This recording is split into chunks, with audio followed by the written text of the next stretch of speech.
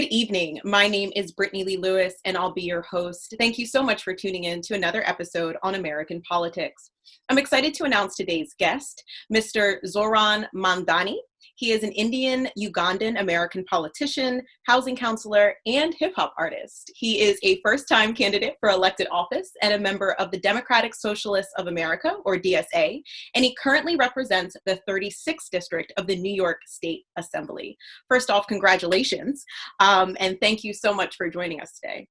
Thank you so much. It's such a pleasure to be here with you. So I've been reading all about you. You've got such an interesting history. I really want to know, or want our viewers to know, a bit about your story and like what factors motivated you to run for political office. Yeah, absolutely. So I was born and raised in Kampala, Uganda, and I moved to New York City with my family at the age of 7. And I, prior to running for office, was working as a foreclosure prevention housing counselor. So I worked with low to middle income homeowners across Queens who were facing eviction from their longtime family homes because of a variety of reasons, whether sudden unemployment, a family medical emergency, or something out of their control, by and large. And I ran for office because a friend of mine actually asked me to.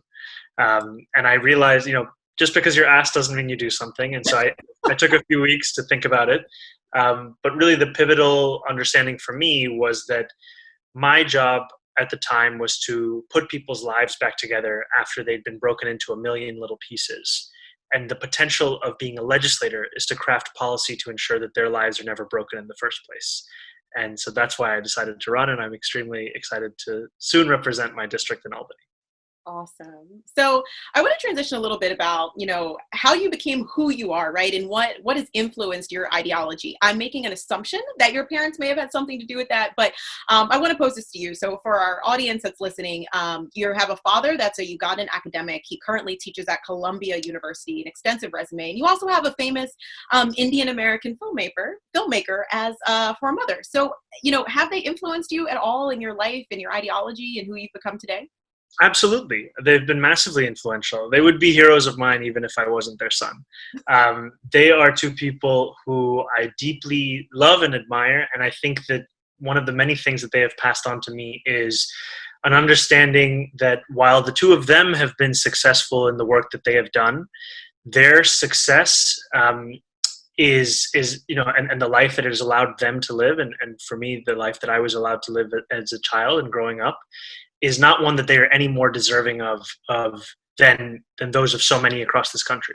It is not that they worked harder and that those who work, and that those who have less are those that deserve less. And I think that understanding, that, awareness, growing up with that was something that was fundamental to me seeing the flaws in a capitalist system and becoming a socialist, because we have to make sure that we do not allow this system to divide and conquer, because that is a tactic that I know and many of our viewers may know, with regards to colonialism and with regards to the British. And it's also a tactic very much of capitalism and of the way in which our society is constructed today.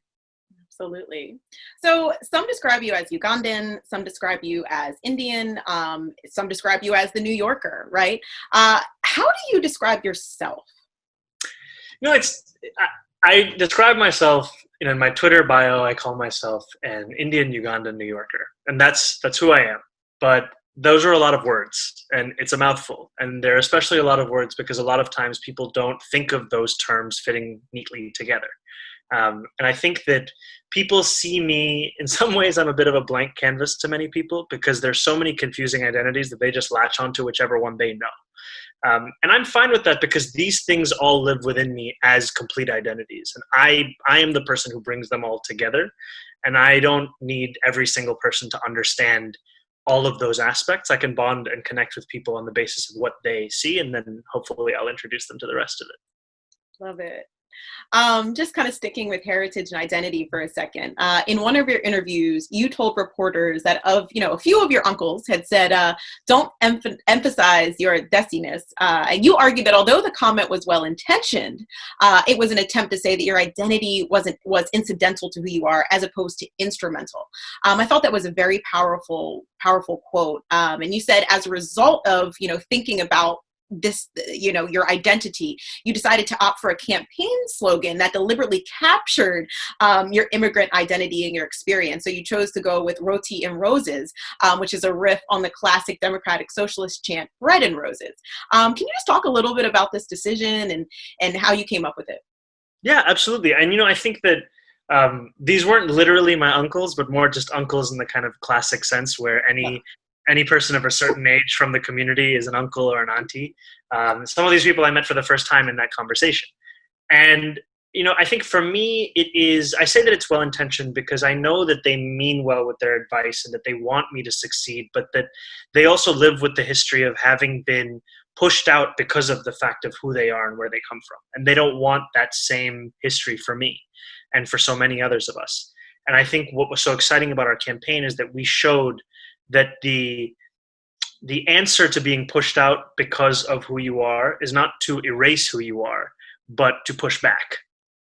And, that's what I wanted to make sure I did in our slogan, is to highlight that this system, this economic system and this social and political system is one that has left people out on the basis of multiple identities, whether it's their class or their race. And as we would argue, the two are fundamentally linked together. And so by saying roti and roses, the real idea there was to bring in an understanding for people who might not typically feel like they belong in this analysis, and to expand this analysis to make it clear that we're fighting a universal fight, but to do so, we're going to lift up specific communities. And here in Astoria, our victory was delivered by creating a multiracial coalition. And there was an existing progressive coalition, and what our work was to do was to diversify it, to bring in South Asian and Arab voters who hadn't been voting at similar margins because they hadn't been given the time, the respect, and the dignity by previous campaigns. And so we sought to do that, and I would say that the results show that we succeeded. Absolutely. So along those lines, you've argued in several interviews that this election wasn't just about a single candidate, that it was about a movement. You've said as a democratic socialist, I know that we'll never win the rights we all deserve, rights to healthcare, housing, education, nutrition, childcare, without a grassroots movement of the working class demanding it. And you've kind of already articulated that's what makes this all possible. But I do want you to elaborate a little bit more on what you mean when you say another world is possible. I think that's very powerful. What do you mean by that? I think that oftentimes our imagination is constrained by what we see with our own eyes. And what I love about organizing is that organizing is the expansion of imagination and the bringing of that expansion to fruition. And when we talk about a better world as possible, we're talking about one where we don't simply fight for the gains that we can already see. We fight for the ones that we deeply desire and know that we deserve, but are scared to demand. And so that's what it means. I mean, in the context of New York, I would say we don't simply have to fight for something, we don't simply have to fight for whatever the governor tells us is possible. It is up to us to tell the governor what is necessary, and then we will make it possible. And that applies to the need to raise revenue, the need to raise taxes on the wealthiest New Yorkers. Right now, we have a governor who believes fundamentally in austerity politics and on creating a recovery for this state on the backs of the working class. And we fundamentally believe that that is not the way it should be, and that we should have a recovery that is financed by the wealthiest New Yorkers because they have so much that they can afford to share some. And when we talk about this, we also try and be very specific, because typically with these kinds of demands, the pushback is that, they're trying to take your money, they're trying to take all these kinds of things. We're talking about the top 5% of New Yorkers, people who make above $300,000 a year. We're talking about raising their taxes in a way that has historical precedent. And we're talking about simply taking a system that is regressive in the way that it handles taxation and making it progressive. And in many ways, New York has a myth about it, that it is a progressive beacon, is a progressive state. We're simply trying to bring reality in line with the myth that has already been pushed. The Democratic Socialists of America have firmly established themselves as an electoral force in New York City and inside the Democratic Party. With fewer than 7,000 members in May of 2016, the DSA membership now exceeds 55,000 with more than 180 local branches nationwide. Obviously we know the strategy of the right, historically speaking, has been any candidate, even if we know they're moderate Democrats, to call them socialist as if it's some nasty, problematic, bad word, right? But we see that the DSA is growing, and we see, especially with the movement with Bernie, that people are actually interested in these ideas. But what do you think people get wrong when you actually say the word democratic socialism? Even when I talk to people who are Bernie supporters, they're like, well, I'm not a socialist, but, what do you think people are getting wrong here? I think that what people are getting wrong is the direct result of decades of propaganda about the term. And people associate the term sometimes less to do with an ideology about a social, political, and economic agenda, and more to do with governments overseas or an attack on the patriotism of this country. It's a term that has been used in many ways to take away from any kind of opponent of the status quo. And Democrats since the 1930s have been painted as socialists. And I think what our job is to make clear that so much of what keeps people's lives together in this country, so much of what allows people to just do the bare minimum of survival, is actually an adaptation of socialist principles.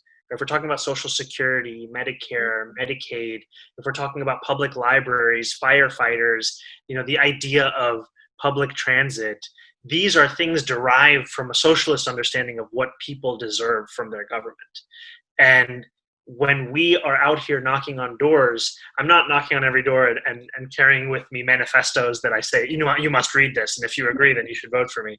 No, we talk about the ways in which these ideas and these principles relate to people's lives. That's the true challenge of politics, is to make it clear why this applies to you. Why should you care?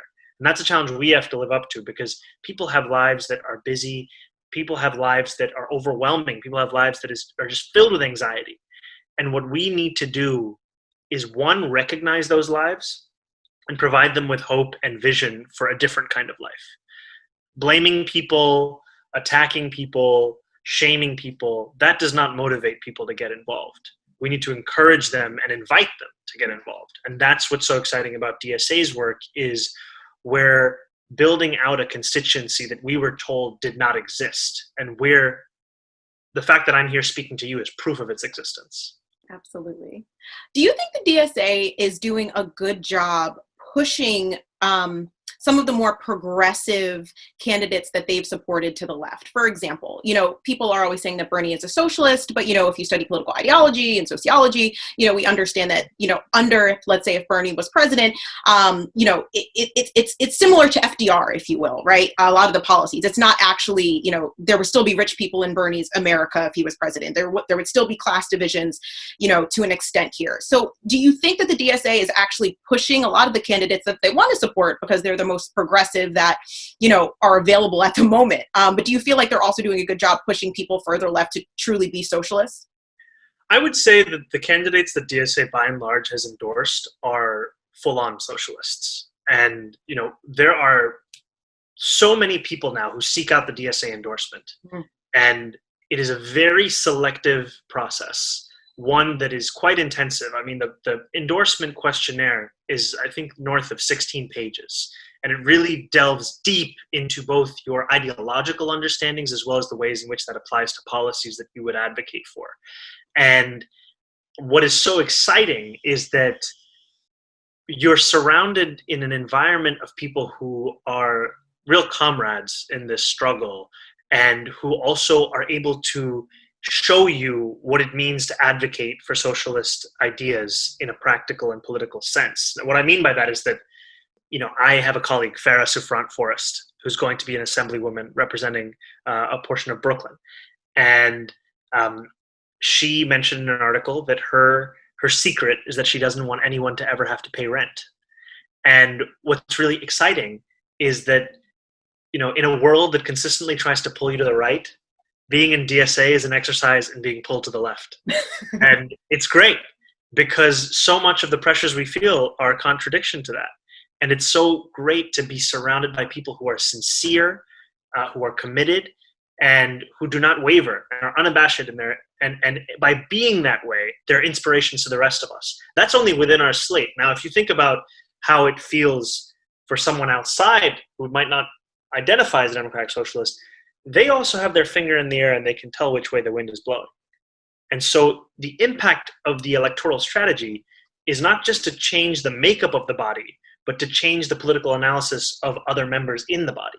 And you can see that in the way in which people are more and more receptive to ideas that previously they might have considered a non-starter. Absolutely. I want to transition to housing a bit. On your website, you state our housing is unaffordable and our bills are unpayable. The reason is that big landlords and corporations have too much power and tenants and workers don't have enough. I want to help our neighbors take their power back.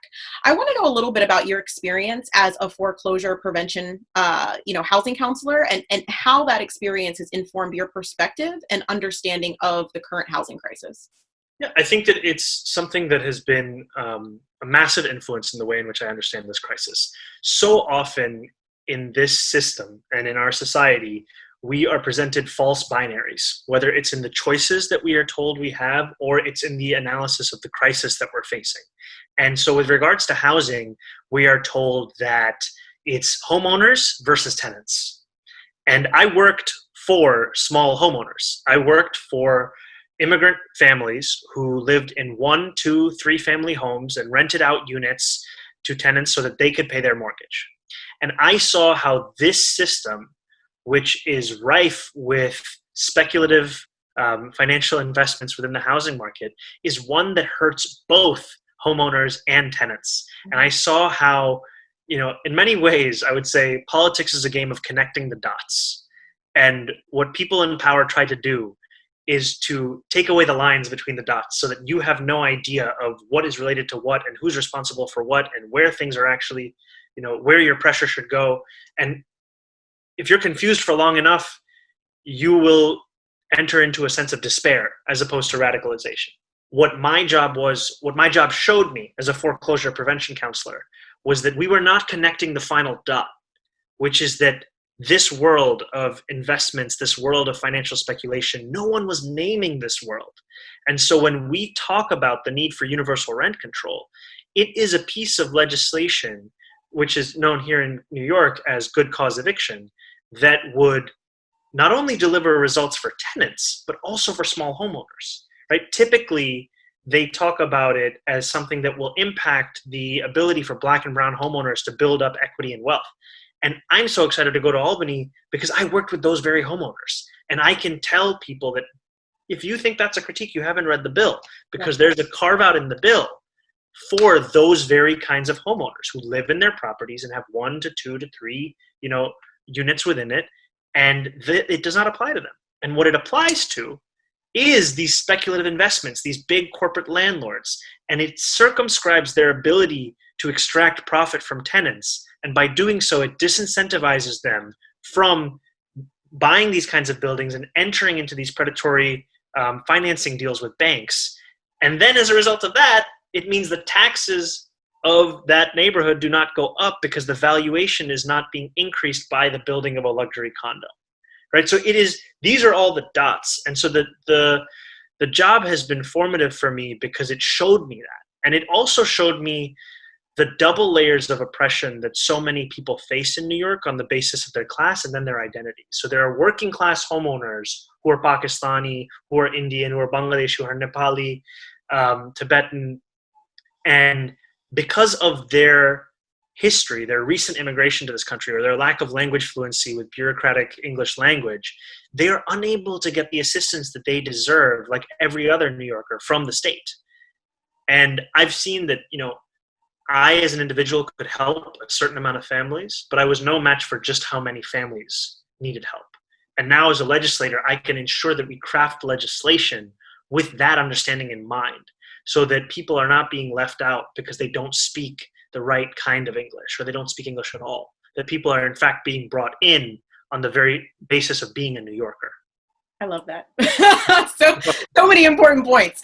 I want to transition just a little bit.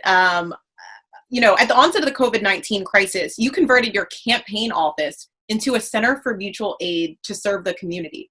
You also established a weekly grocery distribution program, which supplied over 1,000 bags of groceries to families in need. First off, thank you. That's amazing. Second off, I'm curious, like, what other undertakings or things may we, what are some of the other things that we may see you do along this line, as you step into this position as a leader in New York? I think that, whatever opportunities there are to live out our principles, right? We have to make sure that our politics are clear within our practices. And I think that I want to make something very clear to people, which is that no movement has a monopoly on hypocrisy. And no politician has that either, no matter which party they belong to or whatever their ideology may be. And so it's up to us to get people to believe and trust again. And one way of doing that is not simply by presenting a vision, but by bringing it to fruition, not simply just through legislation, but also through what we do in the district. And what I'm really excited about is, as a legislator, my powers will be very circumscribed by the fact that I'm a freshman legislator, that I'm opposed to a lot of the tendencies of other legislators and leadership, and I'm pushing for an agenda which is, an explicitly socialist one. But I'm still an elected official in this office, in this district, and I can use this office to showcase what we can do as organizers. So, that mutual aid that you talked about, all of the kind of the building blocks of all of these achievements is a belief in the abilities of my fellow organizers. I am the candidate, it's my face and name, so people associate all of the campaign's achievements with me, but that's a completely flawed analysis, and it's inaccurate, because when I think about mutual aid, I think about a woman named Afia Chaudhry, who we partnered with in Long Island City, and together with her raised $65,000. And then I think about people like Caitlin Schuster, who is an organizer on the campaign, who helped to create the systems of distribution for those meals for every day of Ramadan. I think about two women named Katie Fireman and Michaela Sears, who both run the Astoria Food Pantry, which to this day lives in our office and distributes meals to 150 people every Friday for free, no questions asked, no ID required. So these are the different ordinary people doing extraordinary things. And I think that having that ethos and understanding is critical to achieving these things, because when we talk about being socialists, it's about the extension of democracy into the rest of our life, from the ballot box to the workplace, and also, frankly, to also the idea of achievements and accomplishments, democratizing how we understand who does what. Because if you think it's me and you think it's all me, it's also intimidating to think that how could I ever get to that level where I could do all of these things? It becomes mystified. Versus if you think that I'm simply one part of a larger movement composed of hundreds of ordinary people doing extraordinary things, then it's easier to understand how you could become a part of it, because you could simply then join a movement and start to build alongside it and within it. And so I think it's very critical that we make those things clear. Absolutely. I want to talk a little bit about the Democratic Party specifically. So, we've watched one of the largest social movements that the nation's had that really, reverberated globally this year. And it was largely under the demand of defunding the police, although a lot of the organizers and activists have very concrete and explicit agendas beyond just defunding the police and criminal justice reform. Yet we see the Democratic Party ignore kind of the most progressive factions of it. And especially with Joe Biden, we've seen a lot of kind of reach across the aisle, let's promote a law and order agenda. I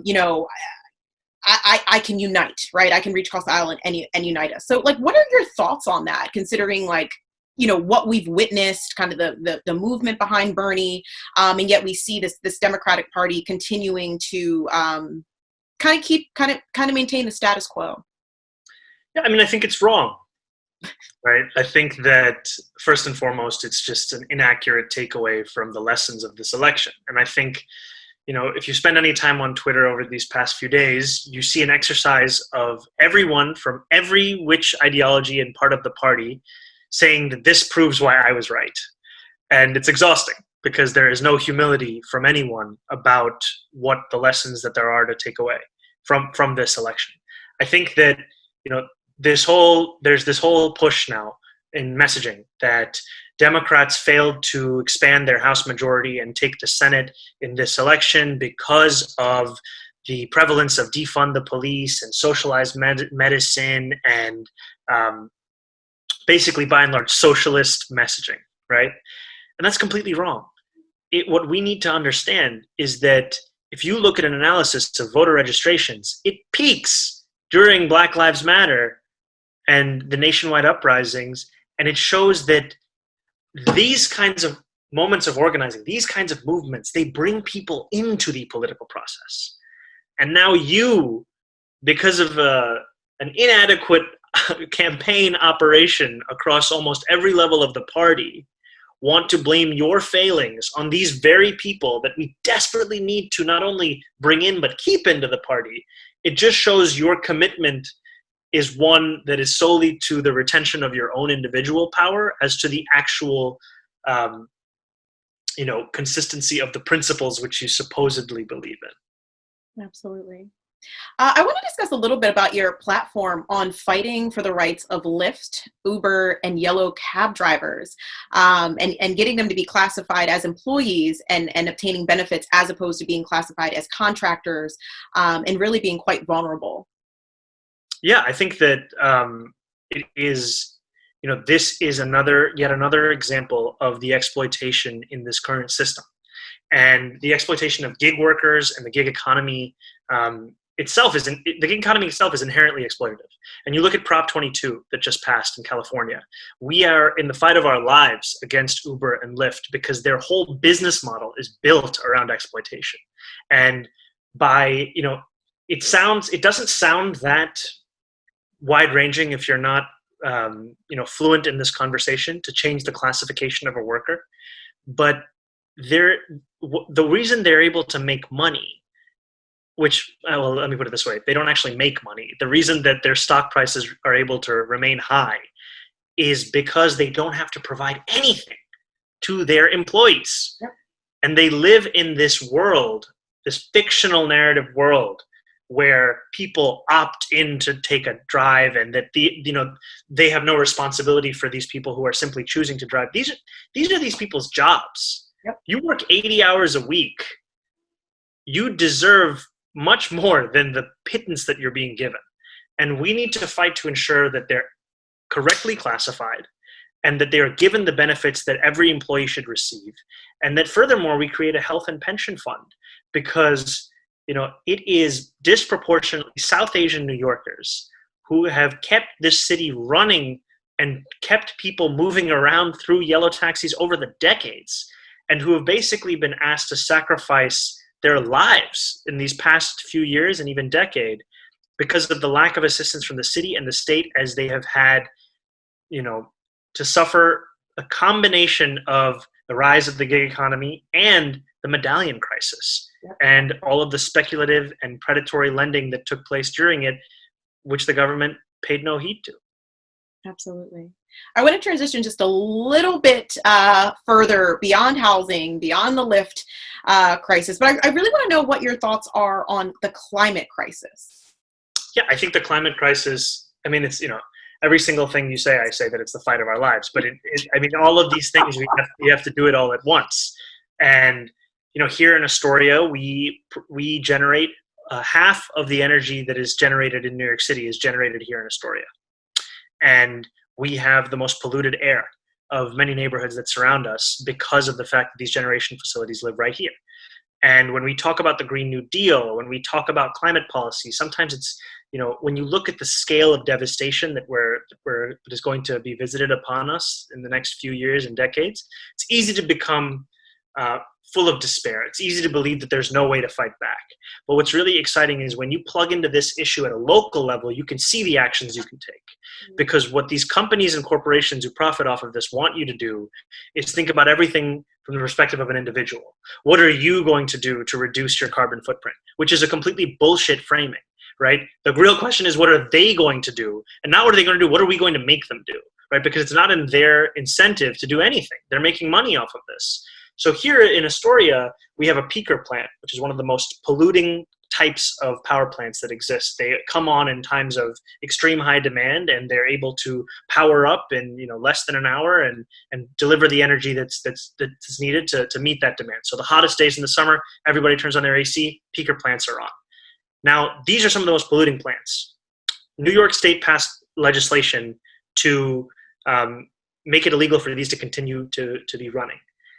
And now the company's answer is to replace it with another peaker plant that's slightly less polluting, that is full of fracked natural gas. And unlike Joe Biden, and unlike other members in the top echelons of the Democratic Party, but like most people around this country, I believe that we need to ban fracking. And we need to, like I was saying earlier, show people how this politics applies to their lives. So over these next few months, we're going to be writing postcards. We're going to be talking to people in the park. We're going to be calling people, letting them know that there is a power plant they're trying to build here in our neighborhood. It's not only going to lock us into fossil fuel production, it's going to ruin the air even more for you and for your children and for your families. And here's how you can take action. Because the presidency is important. The national scale is important. But here in New York, there's immense power in the state. And the governor especially has unbelievable power.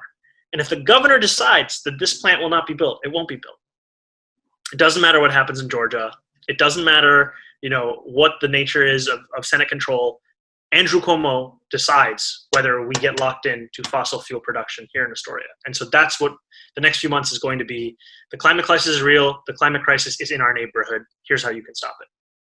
Okay, last question for you. I want to transition just a bit into your rap career. So can you tell our viewers what your name is? Yes. And then just tell us a little bit about your career, if you're still rapping, how you got started. And all that good stuff. I'm not still rapping. The first time that I released music was with a guy who's basically like my brother. His name is Abdul. In Kampala, Uganda, we grew up together. And we were Young Cardamom and Hab, and I was Young Cardamom. And it was a bit of a tongue-in-cheek joke. I never really thought we would kind of take off. And then we somewhat did. We released a song called Kanda Chap Chap, which is a song about chapati and how we love it and the history of it.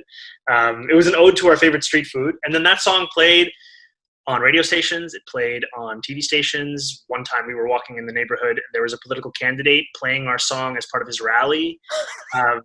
So it was exciting. And I think that, sometimes people talk about it because it seems like a real departure from politics.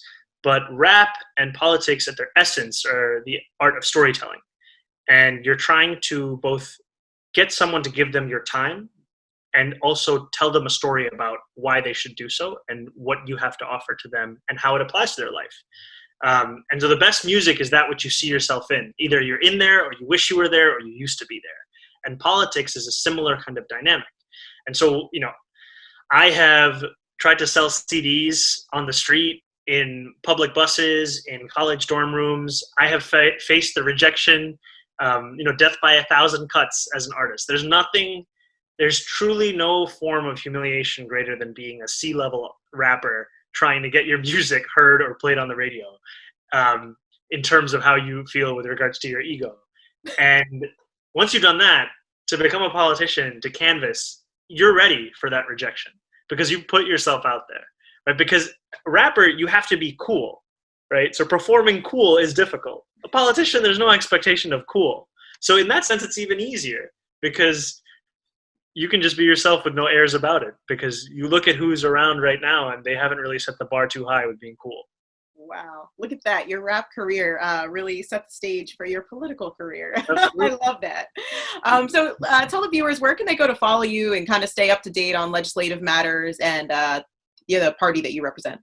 Absolutely. So once again, my name is Zohran Kwame Mamdani. If you are interested in any of this or would like to follow up with me, you can find me on Twitter, on Instagram, on Facebook, at Zohran K. Mamdani. Our website is zohranforassembly.com. If you search my name, Zohran, you'll probably find me because not many people have my name. And if you're interested in joining the larger movement, I would ask you to join the Democratic Socialists of America, and you can search them online. They are, again, the Democratic Socialists of America, and they are definitely in a city near you. Mr. Mamdani, it's been a pleasure. Thank you so much for joining us. We really would love to have you back again soon. Thank you so much. It was a pleasure. And to our viewers, thank you so much for tuning in.